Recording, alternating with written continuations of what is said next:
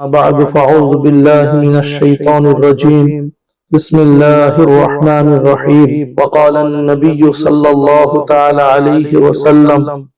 أفشوا السلام وأطعموا الطعام صلوا الأرحام صلوا بالليل والناس نيام إلى آخر الحديث أو كما قال رسول الله صلى الله عليه وسلم দ্বিতীয় হাদিসের অংশটি আল্লাহ রাব্বুল আলামিনের রাসূল বললেন ওয়াতঈমুত তাআম মানুষকে খানা খাওয়াও বিশেষ করে অভুক্ত অনাহারে যারা কালাতিপাত করে জঠর জ্বালায় পেটের ব্যথায় যারা ক্ষুধার তাড়নায়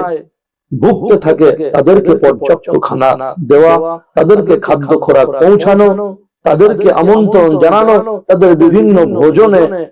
তাদের শরীক করিয়ে নেওয়া অংশগ্রহণ করিয়ে নেওয়া এটা একটা বিরাট বড় সওয়াব এবং নেকির কাজ আমরা এই গুরুত্বপূর্ণ নেকি থেকে আজকের দূরে সরে যাচ্ছি আমরা রসম রেওয়াজ অনেক কিছু আদায় করি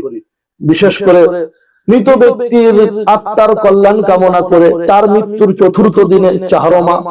তার মৃত্যুর 41 দিনে 41 ইত্যাদিকে কেন্দ্র করে অনেক মানুষকে খাওয়া দাওয়ানোর আইটেম করি মধ্যাহ্ন ভোজনে কিংবা নৈশ ভোজনে অনেক মানুষকে আমন্ত্রণ জানাই আত্মীয় স্বজন আসে যারা ধনাঢ্য ধনকুবের আমাদের পার্শ্ববর্তী প্রতিবাসে বসবাসকারী প্রতিবেশীও অনেক এসে হাজির হন যারা অত্যন্ত অর্থের মালিক অগাধ অর্থের মালিক যারা তো তারাও এসে সমস্ত খানাগুলো খান যাই হোক এ ব্যাপারে উলামায়ে কেরামদের এবং মুফতিয়ানে কেরামদের কি ফতোয়া আছে রসম রেওয়াজকে কেন্দ্র করে সেগুলো থেকে আমরা পরহেজ করব বেঁচে থাকব সঠিক মাসআলাগুলো আমরা জানব এবং আমল করব নিজের প্র্যাকটিক্যাল লাইফে বাস্তবতার জীবনে কোরআন হাদিসকে কোরআন সুন্নাহকে আমরা আমলে পরিণত করব তাহলে আমাদের রব আমাদের খালিক আমাদের মালিক আমাদের প্রাণহন্তা সৃজনকর্তা হারদাতা রব্বুল আলামিন খুশি হবেন আমাদের প্রতি রাজি হবেন আমরা তার নৈকট্য লাভে ধন্য হব আমরা তার সান্নিধ্য অর্জনে সার্থক হব তাই সকলকে ব্যাপারে আমি বলবো যে এই খানা ইত্যাদি খাওয়ানো মানুষকে আহার দান করা মানুষকে অন্ন দান করা এটা যে কত সওয়াবের এ বিষয়ে আমরা উদ্গ্রীব হব উৎসাহিত হব এবং অন্যকে উৎসাহ অনুপ্রেরণা যোগাবো এ ব্যাপারে কোরআনে কারীমের ইঙ্গিত আছে তাদের প্রতি অভিশাপ আছে যে তারা ওয়ালা ইয়াহুদ্দু আলা তাআমিল মিসকিন বিশেষ করে যারা অভাবগ্রস্ত যারা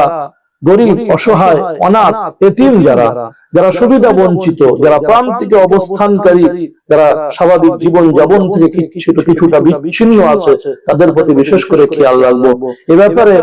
প্রণিধানযোগ্য উল্লেখযোগ্য বিষয় হলো যে আমরা বিভিন্ন মাদ্রাসা এতিমখানা এইগুলো একটু তদারকি করব আমাদের আশেপাশে যে সমস্ত মাদ্রাসাগুলো আছে সে সমস্ত মাদ্রাসার স্টুডেন্টস যারা তালেবে ইলম যারা কোরআন হাদিসের শিক্ষা অন্বেষণকারী যারা তাদের অভাব অভিযোগ একটু বুঝবো তাদের কাছে যাব তাদের পাশে থাকবো তাদের